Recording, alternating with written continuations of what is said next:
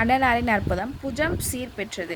ஒரு போரில் வந்து ஹலர் குபை பின் எசாஃப் அவர்களுடைய கழுத்திற்கும் புஜத்திற்கும் இடைப்பட்ட பகுதி வந்து வாளால் வெட்டப்பட்டு தொங்கி கொண்டிருந்துச்சு.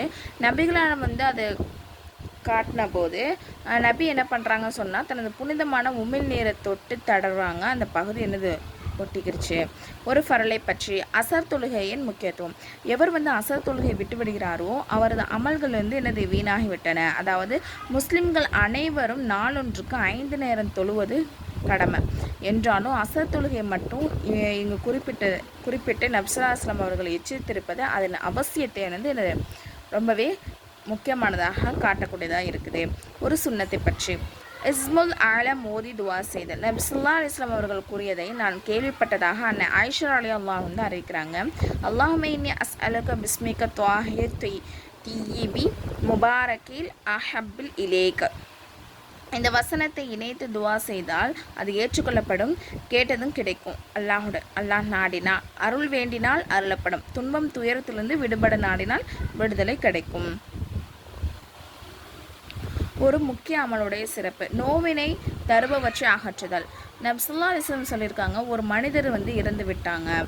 அவர் எந்த ஒரு நற்செயலுமே செய்யலை. ஆனால் வந்து அவர் ஒரு நாள் வந்து நடைபாதையில் கிடந்த முள் செடியை வந்து எடுத்து போட்டிருக்காரு. வழியில் இடையூறாக இருந்த ஒரு மரத்தை வந்து வெட்டி அகற்றியிருக்காரு. இதன் பலனாக அல்லாஹ் தஆலா அவரை என்ன பண்ணுவான், சுகனத்தில் புக செய்வான். ஒரு பாவத்தை பற்றி இறை மறுப்பின் தண்டனை. எவர் ஓரிரு கொள்கையை நிராகரிக்கிறாரோ அல்லாஹ் அவரை மிக பெரும் வேதனையில் ஆழ்த்தி விடுவான். அவர்கள் தன் பக்கமே மீள்வார்கள். பிறகு அவர்களிடம் கேள்வி கணக்கு கேட்பதும் நம் பொறுப்பே ஆகும் அப்படின்னு சொல்லிட்டு சூரத்துல் ஆஷியால அல்லாஹ் தஆலா சொல்கிறான். உலகத்தை பற்றி காஃபிர்களின் செல்வத்தை கண்டு வியக்காதீர்கள். நீங்கள் அவர்களுடைய பொருட்களையும் மக்கள் பெருக்கத்தையும் கண்டு வியப்படையாதீர்கள். அதாவது காஃபிர்களுடைய பொருட்களையும் அவங்களுக்கு கொடுக்கப்பட்ட செழிப்பையும் பார்த்து நீங்கள் என்ன பண்ணாதீங்க, வியப்படையாதீங்க. அல்லாஹ் நாடுவதெல்லாம் அவற்றை கொண்டு இவ்வுலக வாழ்க்கையே அவன் வேதனையை செய்வதற்காகவும் இன்னும் அவர்கள் நிராகரிப்பவர்களாகவே இருக்கும் நிலையில் அவர்கள் உயிர்கள் வெளியாகுவதையும் தான் அப்படின்னு சொல்லிட்டு சூரத்துல் தௌபால அல்லாஹ் தஆலா சொல்கிறான். மறுமையை பற்றி நிராகரிப்போரின் நிலை. நபி ஸல்லல்லாஹு அலைஹி வஸல்லம் அவர்கள் சொல்லியிருக்காங்க, காஃபிர்கள் தங்கள் நாவுகளை 1 அல்லது 2 ஃபர்சக் அதாவது 12 கிலோமீட்டர் நீள அளவிற்கு தரையில் இழுபட நடப்பார்கள். மக்கள் அதை மிதித்து நசுக்கி நடப்பார்கள். நபி வழி மருத்துவம். புண் கட்டிகளுக்கு வைத்தியம்.